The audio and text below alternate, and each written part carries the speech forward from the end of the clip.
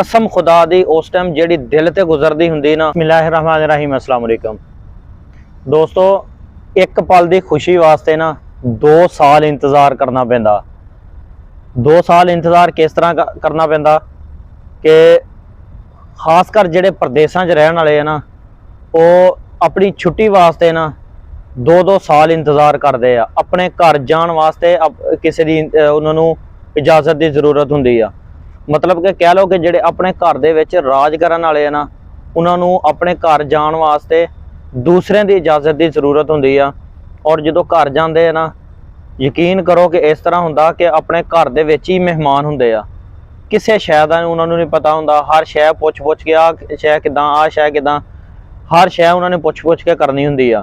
और जो घर चले जाते हैं ना, उन्होंने वापसी का इंतज़ार कि वापसी की जिहड़ी सोच है ना, वो घर पहुँचते सारी वापसी की सोच शुरू हो जाती है। उन्होंने यही हुंदा कि यार साडी छुट्टी नूं अज इन्ने दिन रह गए, अज इन्ने दिन गुजर गए आ, असीं फिर वापस चले जाना, फिर 2 साल बाद आना।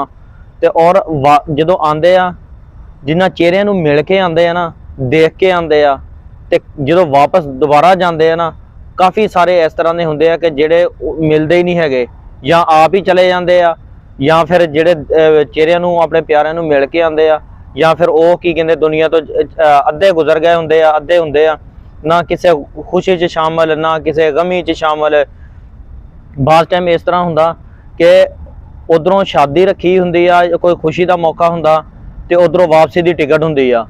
ते कसम खुदा दी उस टाइम जिहड़ी दिल ते गुजरदी हुंदी ना, जिहड़ा उस टाइम घर छड्ड के जा रहा हुंदा, वो खुशियां नूं छड्ड के जा रहा हुंदा ना, उस टाइम उहनूं पुछ के देखो उहदे दिल ते की गुजर रही हुंदी आ, ते उही तुहानूं सही तरह दस सकदा। या जिहड़ा इस चीज़ नूं देख के गया ना, उहनूं पुछ के देखो उहदे दिल ते की गुजरदी आ। बाकी वीडियो अच्छी लगे तो यार लाइक शेयर जरूर कर दिया करो। अंगूठा कादे वास्ते है, लाइक करने वास्ते है ना, कर दिया करो यार, कुछ नहीं होने लगा। तो चैनल को सबसक्राइब कर देना। मिलते हैं अगे किसी नवी वीडियो के नाल।